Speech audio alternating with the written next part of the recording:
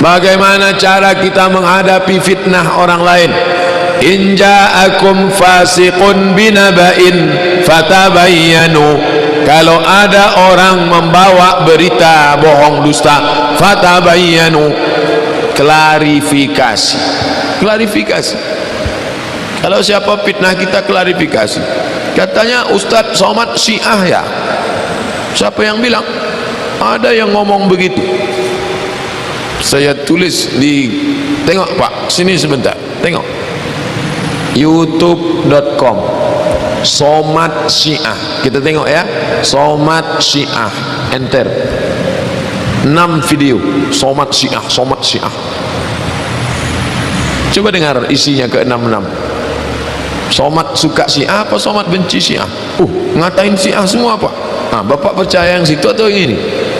Harus diklarifikasi. Kalau dia sekadar isu-isu tak perlu ditanggapi, tapi kalau dia serius, poldakan. Kantor Polda tak jauh. Hukum ada, maaf nanti setelah mau dijatuhkan hukum, nangis dia minta maaf, baru kasih maaf. Bukan belum apa-apa udah maaf. Gimana nih? Maafkanlah. Enak aja maafkan. Hukum ada. Kalau lah hukum tak ada, takkan ada hukum potong tangan. Bila barangmu dicuri, maafkan aja lah. Bila istrimu diganggu orang, maafkan aja lah. Oh, tak begitu Islam. As-sinnu bis-sinni, gigimu dipatahkan orang, patahkan juga gigi dia. Al-ainu bil-aini, matamu dicolok orang, colok juga mata dia. Wal juruha qisas, kalau kau dilukai orang, lukai dia. Dalam Islam ada hukum, tapi ada akhlak. Faman afa wa aslaha, siapa yang mau memaafkan dan berdamai, fa ajruhu 'ala Allah, Allah akan berikan balasan. Tapi tengok dulu, hukum dulu baru maaf, bukan maaf dulu baru hukum. Nah, ini mesti urutannya jelas. Waalaikumsalam warahmatullahi wabarakatuh. Baik, dengan siapa di mana? Hamba Allah ini Palimanan. Dengan hamba Allah di Palimanan. Baik, kita bersalat terlebih dahulu Bapak. Allahumma sholli ala Sayyidina wa Maulana Muhammad. Allahumma sholli wa sallim barik alaihi wa ala alihi washabih. Baik, silakan langsung bertanya kepada Buya. Ya, saya ini ingin sharing. Saya doakan juga Buya, ya ya. Amin ya Rabb, amin ya Rabb, amin. Amin, amin. Allah Subhanahu wa taala. Amin, amin ya Saya Rabb. dimudahkan segala urusan dan Amin. cita-citanya. Amin, amin, amin. Amin. Kasih keberkahan ya Allah. Amin, amin ya Rabb. Amin. Rezekinya ya Allah. Amin, amin. Derajatnya ya Amin, Allah. amin, amin ya Rabb. Amin, amin. Ini Buya, saya orang bodoh ingin menanyakan bagaimana menyikapi fitnah yang benar-benar keji buat saya yang tidak pernah saya lakukan Buya. Mohon pencerahannya Buya. Terima kasih. Masya Allah, Baik, subhanallah. subhanallah. Terima kasih. Silakan Buya langsung dijawab. Baik, belajarlah dari orang yang lebih besar dari kita. Fitnah yang Allah, orang menfitnah kita. Jangankan kau kita, baginda Nabi difitnah. Dan difitnahnya baginda Nabi benar-benar tidak pernah terjadi dan mustahil terjadi. Kalau fitnah yang ditumpangkan ke kita mungkin terjadi pada kita, atau mungkin ada, paling tidak fitnahnya 100%, paling tidak 3 kita melakukannya misalnya, atau sebabnya kita yang membuat. Sementara Nabi difitnah apa? Difitnah menjadi orang gila, difitnah jadi penyihir, di macam-macam. Nah ini jadi kalau masih difitnah, kita belajar dari orang-orang besar. Hampir orang-orang besar difitnah. Dan kenapa? Itulah cara Allah mengangkat derajatnya. Sebetulnya Allah akan mengangkat derajatnya. Nah inilah, kalau Anda dengar suara kami ini, Anda akan sejuk, tenang hati Anda. Kalau Anda difitnah, Anda bersyukur, alhamdulillah, ternyata aku tidak seperti yang ia duga. Iya, ya. Selesai. Kalau memang dia seseorang menfitnah sesuatu yang kita tidak melakukan, berarti kita bersyukur kita tidak melakukan. Selesai. Akan tapi kalau ada unsur kesalahan di kita, kita bersyukur, alhamdulillah Allah mengingatkan saya. Itulah pendidikan dari Imam Ghazali rahimahullah taala, sehingga hati kita akan tetap tenang, nyaman. Jangankan kok kita, orang lebih gede dari kita biasa difitnah, guru-guru itu fitnah. Dan memang begitulah dunia ini, ada orang yang iseng kerjaannya semacam itu. Memang di dunia baru kita aman dari fitnah kapan? Kalau Anda sudah berada di surga nanti, insya Allah Anda ahli surga. Tapi doanya banyak, doanya insya Allah dengan ketulusan itu akan kembali kepada Anda dengan segala kebaikan doa-doa ini, insya Allah. Jadi kalau Anda difitnah, Anda tenang karena Anda difitnah, bukan sesungguhnya. Bersyukur karena Anda tidak melakukannya. Kata Imam Ghazali, kalau ada orang fitnah, katakanlah alhamdulillah, ternyata aku tidak seperti dia. Dan lebih enak begitu, lebih enak difitnah daripada kita dicaci karena kita melakukan kesalahan. Ayo, enak mana? Kita salah dicaci, berarti kita melakukan kesalahan benar. Kita difitnah, kita tidak melakukan, berarti alhamdulillah. Hibur hati Anda dengan cara semacam ini, insya Allah. Kemudian apa? Anda tidak perlu banyak membuat reaksi, karena orang itu kalau sudah biasa memfitnah itu seperti orang menyalakan api. Kalau apinya berkobar, dia senang. Maka kalau apinya ternyata kok tidak berkobar, dia capek. Aduh, ini fitnah kok tidak bergeming, difitnah nggak berinya, capek, akhirnya pergi dia. Tapi kalau Anda reaksi, semakin semangat dia dalam fitnah Anda dan merusak Anda. Semoga Allah menjaga Anda, mengangkat derajat Anda, memuliakan Anda semua, menjauhkan dari fitnah, dan semoga Allah memberikan petunjuk orang yang memfitnah tersebut. Amin. Nah, menggosip itu dosa. Manusia diuji. Apa kamu suka memfitnah? Apa kamu suka menggosip? Yang difitnah atau yang terkena gosip juga diuji. Bagaimana sikap kamu terhadap itu? Apakah kamu berusaha membela diri, menjelaskan bahwa itu tidak benar? Apakah kamu meledak-ledak? Itu juga ujian, ya kan? Saya hanya ingin ada kesalahan populer dalam masyarakat yang berkata memfitnah itu lebih kejam dari membunuh. Ya, ya. Itu fitnah dalam bahasa Al-Quran berbeda dengan fitnah dalam bahasa Indonesia. Fitnah dalam bahasa Al-Quran itu artinya menguji dalam bentuk siksaan. Menyiksa orang lebih kejam daripada membunuhnya, karena membunuhnya sekaligus mati. Kalau menyiksa, tapi kita dalam bahasa Indonesia fitnah itu kan diartikan menisbahkan sesuatu yang tidak benar kepada orang lain. Nah, itu dalam bahasa agama dinamai buhtan. Buhtan. Bisa jadi apa yang dinyatakan itu memang benar, ya, tapi tidak disenangi oleh yang bersangkutan. Kenapa kamu sampaikan itu? Ya kan? Itu dalam bahasa agama dinamai riba. Riba. Anda tidak boleh menyebut keburukan orang lain walaupun itu benar, kecuali dalam hal-hal tertentu. Misalnya apa? Misalnya saya tidak senang dinamai orang juling, ya. Tapi kalau saya mau perkenalkan, oh itu tadi si A datang, si A yang mana ya? Itu anaknya si B, siapa itu? Itu yang juling, terpaksa. Seorang yang telah dikenal melakukan kesalahan, melakukan kemungkaran, oh itu si A, siapa? Itu yang peminum, karena dia sudah terang-terangan minum. Ya, seorang yang ingin melamar anak saya datang bertanya pada Anda, bagaimana sih pendapat Anda tentang itu? Anda harus beritahu saya bahwa jangan, dia tidak sholat, walaupun dia tidak senang. Jadi ada beberapa itu yang itu nggak apa-apa ya dikasih. Iya, itu boleh demi kebaikan. Ya. Tapi saya ingatkan, kalau ada yang belajar seperti itu, belajar tapi senang mencela orang, nyalahin orang, debat orang dan sebagainya, maka lihat baik-baik kata Nabi, huwa finnar, orang itu sedang mengurangi pahalanya dan tempatnya di neraka. Aul yasrifa wujuhan nas ilaih, atau dia belajar cita-cita jadi ustadz supaya yang populer, dan kemudian dengan popularitasnya dia kumpulkan jamaah, dia arahkan kepada dirinya saja dan nggak boleh belajar dengan orang lain. Hadisnya ada. Aul yasrifa wujuhan nas ilaih, dia ngajar orang, belajar pengetahuan sampai jadi ustadz supaya orang berpaling ke dia aja, bukan pada yang lain. Belajar dengan saya aja, yang lain salah, yang lain nanti terperosok kepada bid'ah. Padahal Anda pun belum mengerti apa itu bid'ah. Tapi Anda dijaga, diterangin versinya aja. Dan dijaga sampai di situ supaya tidak belajar dengan yang lainnya. Tidak menambah wawasan Anda, tidak menambah pengetahuan Anda. Itu kan bertentangan dengan Quran langsung. Quran mengajak kita untuk banyak belajar. Anda dibatasi pelajaran Anda. Nabi mengajak Anda menambah wawasan. Anda diminta belajar pada itu aja, jangan pada yang lain. Sedangkan sifat manusia tidak sempurna. Bagaimana kalau satu orang itu salah berijtihad, maka semua akan salah. Ini yang jadi bahaya. Jika ada yang seperti itu, maka tempatnya di neraka. Dan kelak di Al-Ahzab disebutkan, muridnya akan mengadu kepada Allah. Awas, akan mengadu. Kalau dia pejabat, ngadu. Kalau dia ustadz, ngadu. Ya Allah, timpakan azab kepadanya 2 kali lipat karena dia saya salah. Kalau dia pejabat, maka karyawan mengadu. Ya Allah, timpakan kepadanya 2 kali lipat. Ya Allah, karena dengan petunjuk dia saya salah. Saya dipaksa berbuat maksiat. Saya ikut tuh karena dia. Saya diminta gini, saya belikan tiket yang palsu, tuliskan yang palsu. Ya Allah, saya tidak punya kekuatan saat itu. Kalau saya masuk neraka sekarang, timpakan kepada dia 2 kali lipat. Termasuk guru yang seperti itu. Huwa finnar, kata Nabi. Guru di neraka. Nah, maka seperti itu.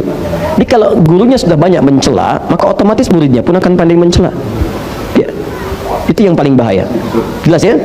Nah, saya tidak sedang menyoal siapapun, tidak. Saya ingin menjelaskan fungsi keterangan Nabi. Kalau Anda keberatan, silahkan tanyakan pada Nabi. Yang paling bahaya itu Anda belajar Quran dengan sunnah, tapi Anda melanggar ketentuan Quran dan sunnah. Pertanyaan saya, yang Anda pelajari apa? Apa? Pernah satu ketika saya disebut sesat, wong sesat. Apa diantara kesesatannya? Ini ustadz yang membenarkan kunut. Innalillahi wa inna ilaihi rajiun.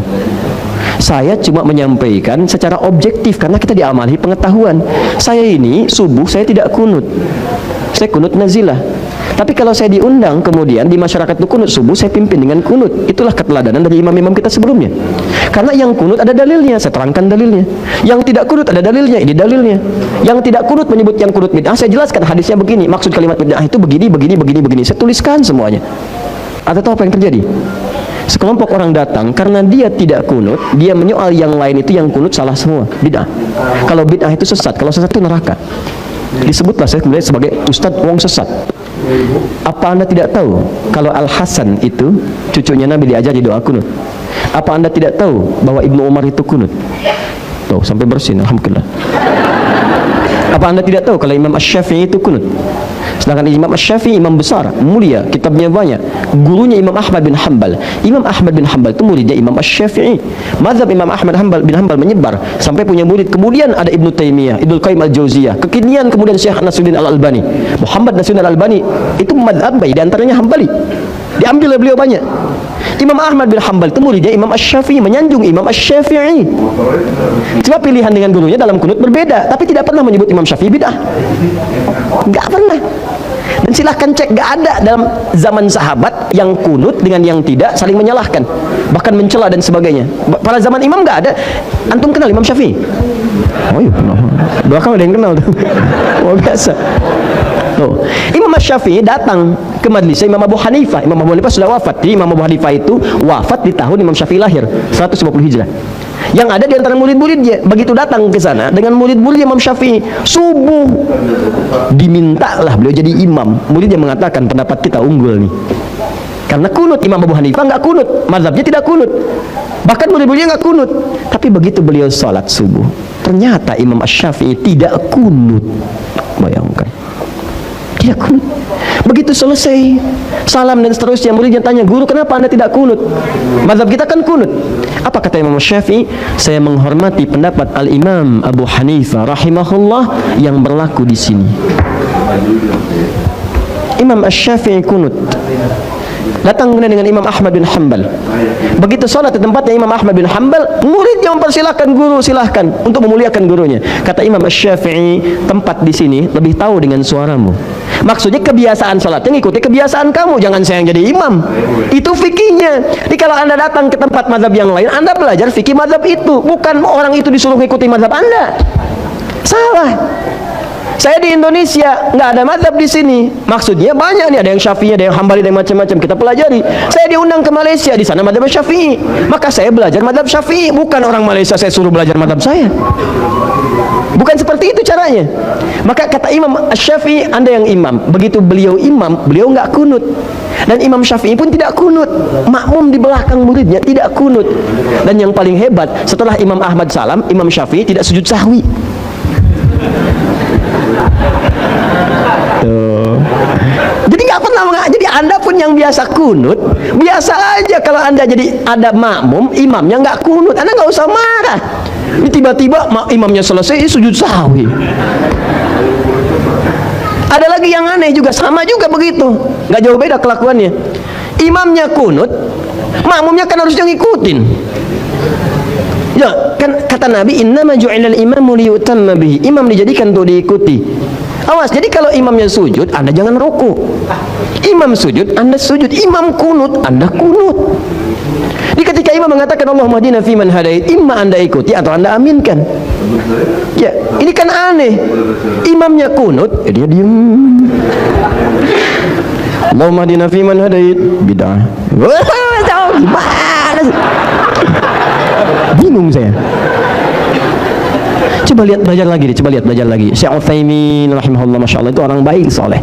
Syekh Utsaimin itu orang soleh, orang baik, orang tawadhu, nggak gemar dipuji orang. Apa fatwanya pada hal ini? Ketika Anda tidak kunut dan sholat di belakang orang kunut, maka Anda mengaminkan, ikut kunut. Coba kalau benar belajarnya tuh seperti itu. Nah, ini yang agak heran itu. Ini kan saya pernah terangkan dalam, nanti satu saat kita ngambil bab fikih ikhtilaf. Nabi itu kan memberi tuntunan, ini terakhir ya. Nabi memberi tuntunan itu gini, ada dua. Satu dalil, satu contoh. Satu dalil, satu contoh.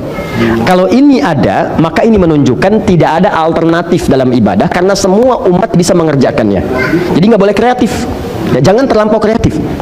Misal, takbir nih, takbir itu satu contoh, satu dalil. Ucapkan Allahu Akbar. Kata Nabi, fayaqulu, maka dia ucapkan Allahu Akbar. Allahu Akbar. Jelas sekali. Contoh jelas, dalil jelas. Kenapa tidak ada alternatif? Karena semua umat bisa mengerjakan dia. Jadi Anda nggak usah kreatif. Tiba-tiba Anda sholat, Allahu Rahman. Kenapa enggak Allahu Akbar, Pak? Itu keseringan, dari dulu begitu. Karena nama Allah banyak. Dalilnya Quran surah 17 ayat 110. Qulidullah awid Ar-Rahman. Sebut nama Allah atau Ar-Rahman. Ini yang benar Nabi atau orang ini terlampau soleh? Jadi kalaupun dia punya pendapat bertentangan dengan dalil, pendapat bertentangan dengan contoh Nabi, maka tepikan pendapat itu walaupun dia memukau. Tepikan. Jelas? Karena satu dalil, satu cara menunjukkan tidak ada alternatif yang lain. Jelas? Dua, ada sifatnya contoh, banyak, dalilnya beragam. Ini menunjukkan bahwa ibadah itu dinilai oleh Allah langsung, tidak bisa ditunaikan oleh seluruh umat dengan cara yang sama. Makanya diberikan kemudian variasi, ragam, tidak ada perubahan dalam maknanya, cuma caranya berbeda karena tidak setiap orang bisa mengerjakan dengan cara yang sama.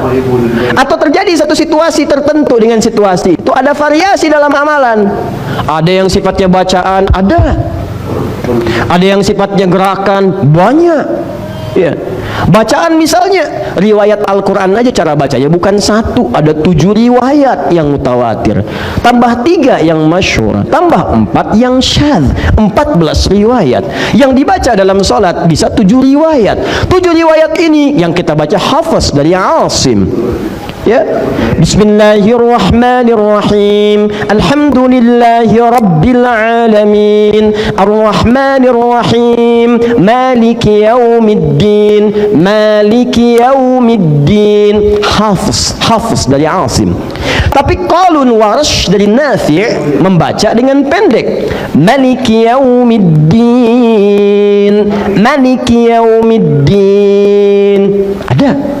Apakah merubah arti makna? Tidak, menambah keluasan keagungan Allah Subhanahu wa taala. Beda baca. Itu masih biasa. Yang paling dahsyat begitu masuk ihdinas siratal mustaqim.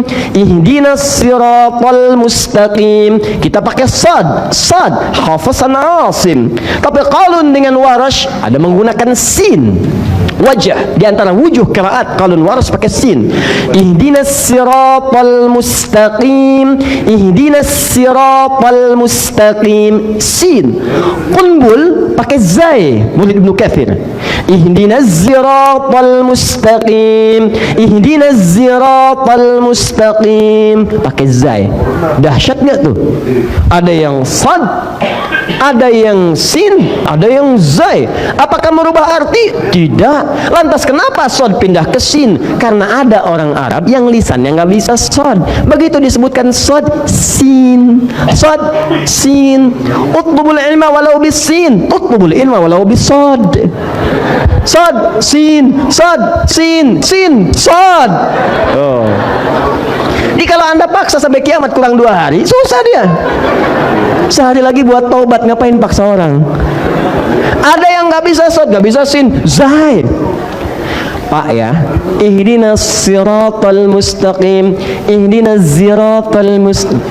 Sad, zai. Astaghfirullahaladzim. Sad, zai. Sabun, zabun. Tuh. Sin, sad. Salaman, salaman. Anda paksa-paksa nggak bisa. Kenapa? Karena suku-suku di Arab itu nggak sama, semua sama dengan lidah-lidah kita juga. Ada yang nggak bisa mengucapkan dengan kalimat yang sama. Jadi kalau Anda paksa nggak akan ketemu. Makanya turun riwayat ini. Tuh. Dulu kami saat talaqi qiraat Quran, itu ada kisah dari guru kami. 2 orang hafal Quran dua-duanya, 30 juz. Anda bayangkan, satu pakai sad, satu pakai sin. Begitu nyampe kepada ayat ihdinas siratal mustaqim, ribut nih 2 orang ini. Yang satu, ente mukhti, kamu salah. Al-asah bis-sad, ihdinas siratal mustaqim. Ente li yukhti, kamu yang salah. As-sahih ihdinas siratal mustaqim, pakai sin. Gurunya sama. Kemudian mereka bertahkim pada gurunya, datang ngadu ke gurunya. Gurunya bijak sekali. Kata gurunya, "Ya bunayya anta iqra." Anakku sayang, baca kamu. Ihdinas siratal mustaqim, pakai sad. Hasanan, bagus. Enta iqra. Ihdinas siratal mustaqim, pakai sin. 1 sad 2 sin. Hasanan, bagus. Kilakuma mukhtian, kalian berdua salah. As-sahih ihdinas siratal mustaqim, pakai zai.